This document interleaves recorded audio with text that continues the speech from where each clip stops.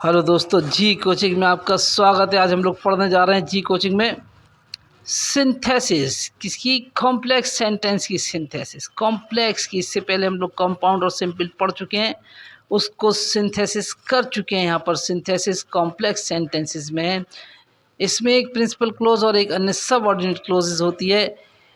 इतना ही इसमें समझना काफ़ी है, बाकी ज़्यादा डीप में ग्रामर में जाना ज़रूरी नहीं है। यहाँ पर केवल ये समझना है और याद रखना है कि इसमें वर्ड कौन कौन से जोड़ने पर हमें मिलते हैं, जिससे सेंटेंस कॉम्प्लेक्स होता है। दैट की वाक्यों को हिंदी में जोड़ने पर, की शब्द का बोध हो तो दैट का प्रयोग करते हैं। यानी दो सेंटेंसेस हैं, उन दोनों को जोड़ो, अगर की शब्द बीच में आ जाए तो दैट लगा के आगे बढ़ते हैं। देख कैसे।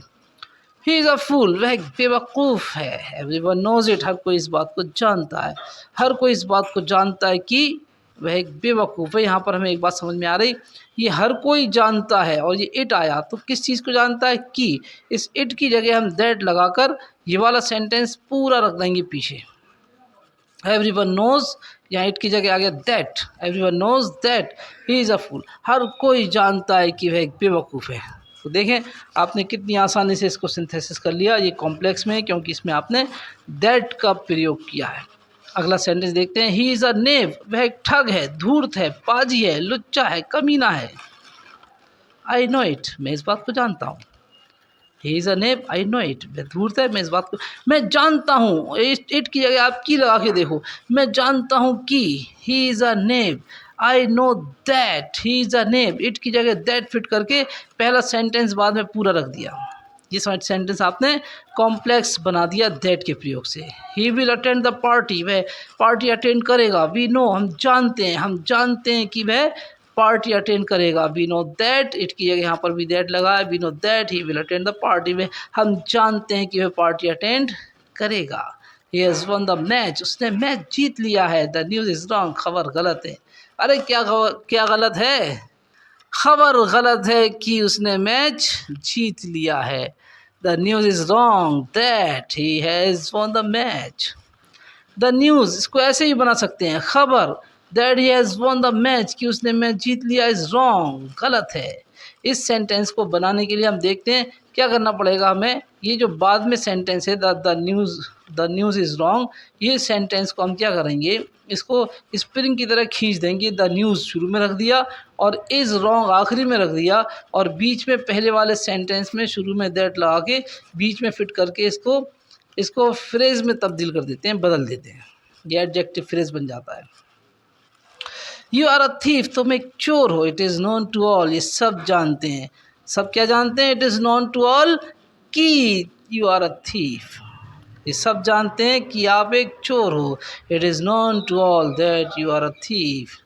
इसको ऐसे ही बना सकते हैं, that you are a thief, इसको एडजेक्टिव फ्रेज की शक्ल में सब्जेक्ट बना के रख सकते हैं कि तुम एक चोर हो। इज़ नोन टू ऑल, सब जानते हैं। यानी ऐसे ही बना सकते हैं और ऐसे ही बना सकते हैं, जैसे आप चाहो वैसे बना सकते हैं। You support the wrong man, तुमने गलत आदमी को सपोर्ट किया। दिस इज़ योर फॉल्ट, ये तुम्हारा फॉल्ट है। तुमने गलत आदमी को सपोर्ट किया, ये तुम्हारा क्या है? ये तुम्हारा फॉल्ट है। ये तुमने गलत आदमी को सपोर्ट किया, तुमने गलत आदमी को सपोर्ट किया। दिस इज़ योर फॉल्ट, ये तुम्हारा फॉल्ट है, तुम्हारी गलती है कि you support the wrong man, तुमने गलत आदमी को सपोर्ट किया। कुल मिला के बात ये समझ में आए कि शुरू वाले सेंटेंस में हमें दैट लगाकर रखना है और उसको बाद में रखना है। बी नंबर पे देखें क्या मिल रहा है। ओह व्हाट, तो व्हाट के माने क्या है? जो कुछ। चलिए इसको समझते हैं। वैसे व्हाट के माने क्या भी होता है, मगर यहाँ पर जब जब कॉम्प्लेक्स में सिंथेसिस करेंगे सेंटेंस को तो व्हाट के माने होते हैं जो कुछ। और दोस्तों ये बहुत इंपॉर्टेंट है, इसको बड़े ध्यान से समझे, सेंटेंस पेपर में आता है। यह प्रीपोजिशन से गवर्नड होता है। इसका अर्थ जो कुछ होता है। व्हाट का अर्थ क्या है? जो कुछ। जब किसी एक वाक्य में ध्यान देने या भरोसा करने, कहते हैं ना अक्सर, अरे मेरी बात पे ध्यान दो, अरे मेरी बात पे भरोसा करो, अरे सुनो तो सही, ऐसे सेंटेंस कहते हैं ना। जब ऐसे सेंटेंसेस कहेंगे तो फिर हमें बॉट लगाना पड़ेगा, सेंटेंस पे हमें बॉट लगाना पड़ेगा। देखिए कैसे बनता है। तो उसे प्रीपोजिशन प्लस बॉट से लगाते हैं। प्रीपोजिशन आपको अलग से नहीं लाना है, सेंटेंस मिलेगी आपको, ये इसकी आसानी है। योर टीचर से समथिंग, तुम्हारे अध्यापक कुछ कहते हैं। पे अटेंशन, टू हिम, उन पर ध्यान दो। तुम्हारे अध्यापक कुछ कहते हैं, उन पर ध्यान दो। अरे उन पर ध्यान दो, पे अटेंशन टू। अब यहाँ हिम की जगह क्या इस्तेमाल करेंगे, हिम की जगह पूरा सेंटेंस लगा देंगे, वर्ड लगा के योर टीचर से समथिंग, वर्ड लगा के पूरा सेंटेंस रख देंगे। समथिंग को हटा देंगे क्योंकि ये समथिंग जो है वर्ड के अंदर मर्ज हो गया। पे अटेंशन टू, ध्यान दो उस पर, वॉट, जो कुछ, योर टीचर सेज, तुम्हारे अध्यापक कहते हैं, जो कुछ कहते हैं उन पर ध्यान दो। योर टीचर सेज समथिंग, तुम्हारे अध्यापक कुछ कहते हैं। लिसन टू हिम, उनको सुनो, उनको सुनो, उनको सुनो। भाई किसको सुनो, लिसन टू को शुरू में लाओ, वाट लगाओ, लिसन टू वॉट, सुनो जो कुछ। योर टीचर सेज, तुम्हारे अध्यापक कहते हैं, यहाँ पे भी समथिंग जो है वो वॉट के अंदर मर्ज हो गया। I told you that yesterday, मैंने कल तुम्हें ये बताया था। I told you that yesterday, मैंने तुम्हें कल बताया था। You must rely on it, तुम्हें इस पर भरोसा करना चाहिए। अरे किस पर, यू मस्ट रिलाई ऑन, इस सेंटेंस को शुरू में लाते हैं, ऑन और वर्ड लगा दो, तुम्हें उस पर भरोसा करना चाहिए जो कुछ। आई टोल्ड यू यस्टरडे, मैंने तुम्हें कल बताया था। I am saying you something, मैं तुमसे कुछ कह रहा हूँ। ट्रस्ट ऑन इट, उस पर भरोसा करो। ट्रस्ट ऑन के बाद आप वर्ड लगाओ, ये प्रपोजिशन आ गई, ये वर्ड आ गया। ट्रस्ट ऑन वर्ड, भरोसा करो जो कुछ। आई एम सेइंग यू, मैं तुमसे कह रहा हूँ। तो दोस्तों बात समझ में आ रही होगी कि इतनी आसानी से सेंटेंस आप बदलते जा रहे हैं, और इतने सारे सेंटेंस हैं कि अगर इन्हीं को आप पढ़ लेंगे तो पेपर में इन्हीं सेंटेंसेस में से आ जाएगा। और आपको ये इंटर फर्स्ट ईयर के लिए इसकी तैयारी करना है। और कॉम्प्लेक्स जो है वो कंपटीशन में भी आप इसकी तैयारी कर सकते हैं। बिकॉज के मायने क्योंकि है। एक वाक्य में किसी कारण की वजह से दूसरे वाक्य में कोई काम किया जाए। एक सेंटेंस में एक काम दिया, दूसरे में एक कारण बताया। अब दोनों को जोड़ने पर अगर क्योंकि का शब्द आएगा तो हमें यहाँ पर कॉम्प्लेक्स सिंथेसिस करना आसान हो जाएगा। बिकॉज जो है वो कॉम्प्लेक्स में है। चलिए पहले इनको समझते हैं। ही इज़ वीक, वह कमज़ोर है। आई शैल टीच हिम, मैं उसे पढ़ाऊँगा। वह कमज़ोर है, मैं उसे पढ़ाऊँगा। एक जगह दिया वह कमज़ोर है, ये कारण है, मैं पढ़ाऊँगा, ये काम मैं करूँगा। मैं क्यों करूँगा, मैं उसे पढ़ाऊँगा क्योंकि वह कमज़ोर है। इस सेंटेंस में आप बिकॉज लगा के आई शैल टीच हिम, मैं उसे पढ़ाऊँगा। कारण क्या है, क्योंकि वह कमज़ोर है, बिकॉज ही इज़ वीक। यहाँ पर इसी सेंटेंस को अगर हम जैसा दिया है, ही इज़ वीक, वह कमज़ोर है इसलिए मैं उसे पढ़ाऊँगा, अगर यहाँ पर हम बीच में सो लगा दें तो ये कंपाउंड हो जाएगा, ये कंपाउंड हो जाएगा, बीच में ये कंपाउंड हो जाएगा। ही इज़ वीक, वह कमज़ोर है। आई शैल टीच हिम, मैं उसे पढ़ाऊँगा। आई शैल टीच हिम, मैं उसे पढ़ाऊँगा। बिकॉज ही इज़ वीक, क्योंकि वह कमज़ोर है। तो आपको यहाँ पर बिकॉज लगाकर, क्योंकि लगाकर सेंटेंस को बनाना है। वी वॉन्ट टू रीड, हम पढ़ना चाहते हैं। वी गो टू स्कूल, हम स्कूल जाते हैं। अब देखें, एक जगह दिया है कि हम क्या करना चाहते हैं, हम पढ़ना चाहते हैं, और दूसरी क्या दिया, हम स्कूल जाते हैं। तो स्कूल जाना जो है वो किस चीज़ का कारण है, पढ़ने का। तो हम क्या करेंगे, ये स्कूल जाते हैं, हम स्कूल जाते हैं क्योंकि, वी वॉन्ट टू रीड, हम पढ़ना चाहते हैं। हम स्कूल जाते हैं, हम कोई काम कर रहे हैं, क्यों कर रहे हैं, क्योंकि, वी वॉन्ट टू रीड, हम पढ़ना चाहते हैं। अगर इसको सीधा रखेंगे, वी वॉन्ट टू रीड, तो इसमें आपको सो लगाना पड़ेगा, तो ये कंपाउंड बन जाएगा। वी वॉन्ट टू रीड, हम पढ़ना चाहते हैं, सो यानी इसलिए, वी गो टू स्कूल, हम इसलिए स्कूल जाते हैं। तो ये सेंटेंस यहाँ पर कंपाउंड बन जाएगा। याद रखें कि बिकॉज का प्रयोग कॉम्प्लेक्स में है और सो का प्रयोग कंपाउंड में है। तो बिकॉज वाले सेंटेंसेस को आपको कॉम्प्लेक्स में प्रयोग करना है और सो वाले को आपको कंपाउंड में। The tea is very hot, चाय बहुत गर्म है। I can not take it, मैं ऐसे नहीं ले सकता, यानी मैं पी नहीं सकता। अब बहुत तेज़ गर्म चाय है, कैसे पी लूँ। The tea is very hot, चाय बहुत गर्म है, मैं इसे नहीं पी सकता। भाई मैं इसे क्यों नहीं पी सकता, आप कहें क्योंकि ये बहुत गर्म है। I can not take the tea, मैं चाय नहीं पी सकता। Because it is very hot, क्योंकि ये बहुत गर्म है। तो आपने यहाँ पर बिकॉज के साथ में पहला सेंटेंस जो कारण है आपने रख दिया। आई वॉज इल, मैं बीमार था। I did not go to school, मैं स्कूल नहीं जा सका। भाई स्कूल क्यों नहीं गए, आप कह सकते हैं बिकॉज आई वॉज इल, क्योंकि मैं बीमार था। I did not go to school, मैं स्कूल नहीं गया। बिकॉज, क्योंकि मैं बीमार था। कारण आपको बिकॉज के साथ आगे बताना है। ही बिकेम पास, वह पास हो गया। ही वर्क हार्ड, उसने कठिन परिश्रम किया। अरे भाई उसने कठिन परिश्रम किया, उसने कठिन परिश्रम किया। यहाँ पे गौर करें सेंटेंस में, ये यहाँ पे उसने एक काम कर लिया और यहाँ पर ये पास हो गया। वो पास कैसे हो गया, ही बिकेम पास, वह पास हो गया क्योंकि ही वर्क हार्ड, उसने कठिन परिश्रम किया। बिकॉज ही वर्क हार्ड, उसने कठिन परिश्रम किया। ही बिकेम पास, वह पास हो गया क्योंकि उसने कठिन परिश्रम किया। इसी सेंटेंस को उल्टा बनाओ तो आपको बीच में सो लगाना पड़ेगा। ही वर्कड हार्ड, उसने कठिन परिश्रम किया, सो क्योंकि ही बिकेम पास, वह पास हुआ, इसलिए वह पास हुआ। तो जब सो का प्रयोग करेंगे तो यहाँ पर आपको कंपाउंड सेंटेंस बन जाएगा, मिल जाएगा। ये देखें अगला वाला D, oh it is very important, lest should, इसको बहुत ध्यान से समझें। सेंटेंस जी वाला पेपर में अक्सर आया करता है, ये वेरी वेरी इंपॉर्टेंट है, इसको आपको बहुत ध्यान के साथ समझना पड़ेगा। लेस्ट के मायने होते हैं कहीं ऐसा ना हो, और लेस्ट के अंदर ना यानी नॉट मर्ज है, अलग से नहीं लगाना पड़ेगा।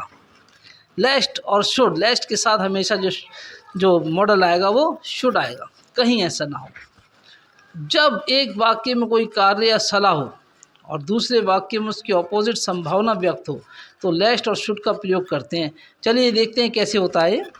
एक अब ये कह रहे हैं कि एक में सलाह दे दी, अक्सर हम लोग सलाह नहीं देते, जैसे कहते हैं अरे ध्यान से चलो, अरे ध्यान से चलो, अरे कहीं ऐसा ना हो तुम गिर पड़ो, तेज़ मत दौड़ो, कहीं ऐसा ना हो तुम फिसल जाओ, ऐसे कहते हैं ना। एक सेंटेंस में सलाह हो और दूसरे में उसके अपोजिट काम होने की कोई संभावना हो तो फिर लेस्ट और शुड का प्रयोग करते हैं। हम लोग हिंदी में बोलते हैं अक्सर, तो यहाँ इंग्लिश में कराना है बस, और कुछ नहीं है, समझ में आ जाएगा सेंटेंस। अभी देखें सेपरेट वाला सेंटेंस है, ही वर्कड हार्ड, उसने कठिन परिश्रम किया, ही माइट नॉट फेल, वह कहीं फेल ना हो जाए, उसने मेहनत की कहीं वह फेल ना हो, उसने मेहनत की वह फेल ना हो जाए, उसने मेहनत की वह फेल ना हो जाए, उसने मेहनत की कहीं ऐसा ना हो वह फेल हो जाए। सेंटेंस में ध्यान दें, ही वर्कड हार्ड, उसने मेहनत की कहीं ऐसा ना हो, लेस्ट ही शुड फेल, वह फेल हो जाए। आप गौर करें यहाँ पे, अगर इस सेंटेंस में हम लोग लेस्ट में जो ना है ना वो इसी के अंदर है, अगर नॉट लगा देंगे तो सेंटेंस गलत हो जाएगा। ही शुड नॉट फेल का मतलब हो जाएगा वह फेल ना हो जाए। यहाँ पे क्या आ रहा है, कहीं ऐसा ना हो वह फेल हो जाए, तो ना इसी के अंदर है, अलग से नोट नहीं लगाना पड़ेगा।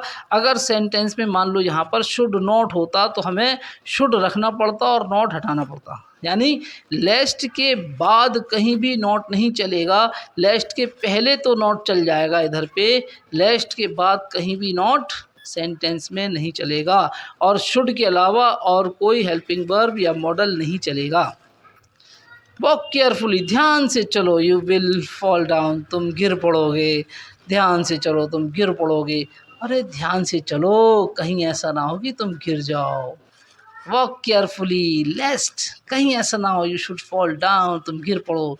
डोंट रन फास्ट, तेज मत दौड़ो, यू विल स्लिप, तुम फिसल जाओगे। डोंट रन फास्ट, कहीं ऐसा ना हो, लेस्ट यू शुड स्लिप। तो हमें क्या करना है, लेस्ट के साथ शुड लगाना है, चाहे उसमें माइट आए, चाहे मे आए, या विल आए, शैल आए, शुड आए, वुड आए, कुड आए, कुछ भी आए, हमें शुड लगाना है और नॉट नहीं लगाना। शुड के साथ हमें नॉट नहीं लगाना है। साबू एट मच, साबू ने बहुत खाया, he might not be ill, कहीं वह बीमार ना हो जाए, साबू ने बहुत खाया वह बीमार ना हो जाए। साबू एट मच, साबू ने बहुत खाया, लेस्ट ही शुड बी इल, कहीं ऐसा ना हो कि वह बीमार हो जाए। वेरी इंपॉर्टेंट है लेस्ट वाला, इसको ध्यान से रखें, ध्यान से समझें, ध्यान से लिखें, ध्यान से सीखें और ध्यान से लोगों को बताएं। ई नंबर पर एज सुन एज, जैसे ही, और ये कॉमे का मतलब है वैसे ही, जैसे हम लोग कहते हैं ना, जैसे मैंने पढ़ना शुरू किया लाइट चली गई, जैसे मैं घर से निकला बिजली आ गई, जैसे मैंने खेलना शुरू किया बारिश हो गई, जैसे मैं बारिश में नहाने गया बारिश बंद हो गई। तो जैसे ही और वैसे ही के लिए हम लोग एज सुन एज और कॉमे का प्रयोग करते हैं। एक कार्य के तुरंत बाद दूसरा कार्य शुरू हुआ हो तो जोड़ने पर जैसे ही वैसे ही के अर्थ निकलने पर एज सुन एज का और कॉमे का प्रयोग करते हैं। चलो देखते हैं, सेंटेंस ही समझ में आएगा जी। तो आई रीच द ऑफिस, मैं ऑफिस पहुंचा, the circus started at once, circus तुरंत शुरू हो गया। आप सेंटेंस पे गौर करें, यहाँ पर एट वंस दिया, एट वंस के मायने तुरंत। जैसे ही मैं सर्कस पहुंचा सर्कस शुरू हो गया, मैं सर्कस पहुंचा सर्कस शुरू हो गया। अरे जैसे ही मैं सर्कस पहुंचा, ये कॉमा, वैसे ही इट स्टार्टेड, फुल स्टॉप। यहाँ पर जो दो जगह सर्कस है, ये सर्कस जब यहाँ पर आ चुका है तो दूसरी जगह फिर इसको इट की जगह यानी प्रोनाउन की जगह इसको प्रोनाउंस करेंगे। अगला सेंटेंस देखते हैं, राजू सॉ लायन, राजू ने एक शेर देखा, ही रेन अवे एडवांस, तुरंत भाग गया। भाई शेर किसने देखा, राजू ने, कौन भाग गया, अरे शेर नहीं भागा, राजू भाग गया। राजू ने शेर देखा, राजू भाग गया। तो यहाँ पर क्या, जैसे ही राजू ने शेर देखा, as soon as Raju saw a lion, पहले सेंटेंस में आपने एज सुन एज लगा दिया, as soon as Raju saw a lion, comma का मतलब है वैसे ही, हिरे नवे, तुरंत भाग गया, हिरे नवे भाग गया, यहाँ एडवांस लगाने की जरूरत नहीं है। आई रीच्ड स्कूल, मैं स्कूल पहुंचा था, बेल बिगेन टू रिंग, घंटी बजने लगी, क्या मतलब हुआ, जैसे ही मैं स्कूल पहुंचा, as soon as I reach the school, comma का मतलब है वैसे ही, the bell began to ring, घंटी बजने लगी, जैसे ही मैं स्कूल पहुंचा वैसे ही घंटी बजने लगी। तो ये जो है आपने यहाँ पर एज सुन एज का प्रयोग देखा। एफ नंबर पर हम देखेंगे एज, इतना जितना, कब करते इसका प्रयोग, जब दोनों वाक्यों की नाउंस की किसी गुण या अवगुण पर बराबरी मालूम हो तो एज का प्रयोग करते हैं। ये तब है जब कहते ना सलमा सुंदर है, अच्छा बिमला उतनी ही सुंदर है, अब दोनों सेंटेंस बराबर के हो गए, है ना। साद इंटेलिजेंट है, उमामा भी उतनी इंटेलिजेंट है, तो ये क्या हो गए, दोनों सेंटेंस बराबर के हो गए। तो ये बराबरी के सेंटेंस में हमें एज का प्रयोग करना है। जैसे दिया जब दोनों वाक्य, तो ये सीता इज़ ब्यूटीफुल, सीता खूबसूरत है, सरला इज़ इक्वली ब्यूटीफुल, सरला बराबरी की खूबसूरत है। इन सेंटेंसेस को सिंथेसिस करेंगे तो हम ये बाद वाले सब्जेक्ट यानी सरला को शुरू में लाएंगे पूरा सेंटेंस के साथ में। Sarla is as beautiful as Sita, equally को हम लोग as noun as adjective as में बदल देंगे, इक्वली को एज एडजेक्टिव एज में बदल देंगे। जैसे ये रमेश इज़ फूल, रमेश बेवकूफ़ है, दिनेश इज़ इक्वली फूल, दिनेश बराबरी का बेवकूफ़ है, तो दिनेश वाले सेंटेंस को शुरू में लाओ, Dinesh is as fool as Ramesh, equally की जगह एज फूल एज रख दिया।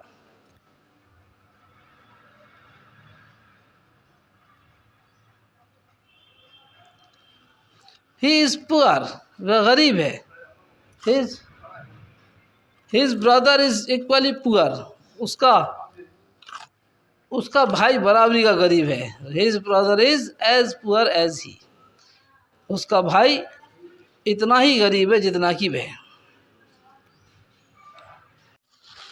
जी नंबर पर सच एज पढ़ते हैं हम लोग। सच यानी ऐसे और एज माने जो कि। ये कब इस्तेमाल करते हैं देखते हैं। यदि पहले वाक्य के आधार पर दूसरे वाक्य में डोंट या अवॉइड के साथ किसी कार्य को मना किया गया हो तो फिर सच एज का प्रयोग करेंगे, या फिर उसकी जगह हम द और हु का प्रयोग भी कर सकते हैं, इसके मायने भी वैसे ही है। चलिए सेंटेंस से बात समझ में आती है। सेपरेट वाला सेंटेंस देखते हैं। सम नॉवेलिस्ट्स, कुछ उपन्यासकार यूज़ प्रयोग करते हैं फिल्दी लैंग्वेज, अश्लील भाषा, कुछ उपन्यासकार अश्लील भाषा का प्रयोग करते हैं। डोंट रीड दैम, उनको मत पढ़ो। भाई किसको मत पढ़ो, तो ये उनको मत पढ़ो से आएगा, ये उनको मत पढ़ो यानी डोंट रीड, उनको मत पढ़ो। सच नॉवेलिस्ट, ऐसे उपन्यासकार, एज जो कि यूज़ फिल्दी लैंग्वेज, जो कि अश्लील भाषा का प्रयोग करते हैं, ऐसे उपन्यासकारों को मत पढ़ो जो कि अश्लील भाषा का प्रयोग करते हैं। ये सेंटेंस में ये जो डोंट रीड है इसको शुरू में लाएंगे, और ये जो डैम लिखा ना, इस डैम की जगह हम ये सम नॉवलिस्ट को सच नॉवलिस्ट्स में बदल कर रखेंगे और उसके साथ में यूज़ से पहले एज लगाएंगे, और बाकी सेंटेंस पूरा वैसे ही है जैसा। इसको ऐसे भी बना सकते हैं, डोंट रीड यानी ये सेंटेंस फिर से आएगा डोंट रीड, ये डैम की जगह आ जाएगा द नॉवलिस्ट। डोंट रीड मत पढ़ो द नॉवलिस्ट, ऐसे उपन्यासकारों को, हु जो कि यूज़ फिल्दी लैंग्वेज, जो अश्लील भाषा का प्रयोग करते हैं। तो इस सेंटेंस को या तो ऐसे बनाएं सच एज से, या फिर द और हु से बनाएं। दोनों ही तरीके से आपने सेंटेंस को कॉम्प्लेक्स कर दिया। अगला सेंटेंस देखते हैं, उससे आपको और समझ में आएगा। सम बॉयज़ वेस्ट देयर टाइम, कुछ लड़के अपना वक्त नष्ट करते हैं। अवॉइड सच बॉयज़, ऐसे लड़कों से दूर रहो। कैसे लड़कों से, तो अवॉइड सच बॉयज़ को शुरू में ला के रखेंगे, अवॉइड सच बॉयज़, ऐसे लड़कों से दूर रहो। एज वेस्ट देयर टाइम, जो कि अपना टाइम बर्बाद करते हैं। तो ये जो अवॉइड सच बॉयज़ है ये शुरू में आ जाएगा, यहाँ से सम बॉयज़ हटके ये वेस्ट देयर टाइम से पहले एज वेस्ट देयर टाइम लग जाएगा।